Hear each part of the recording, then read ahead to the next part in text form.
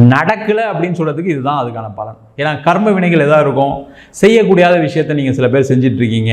Business பண்ணக்கூடாதவங்க business பண்ணுறாங்க. வேலை வெளியூரில் போய் பார்க்குறவங்க வெளியூரில் போய் பார்க்குறதில்ல. வெளிநாட்டுக்கு போகிறதுக்கான வாய்ப்பு வந்திருக்கும். சில பேர் தவற விட்டுருப்பீங்க. இல்லை ஏதாவது ஒரு வீடு வாங்கி கடன் வாங்கி லாக் ஆகி அதிலேருந்து வெளியிலே வர முடியாத ஒரு சூழ்நிலைகள் சில பேருக்குலாம் இருக்குது. அதற்கு காரணம் உங்கள் ஜாதகத்தினுடைய கர்ம வினைகள்.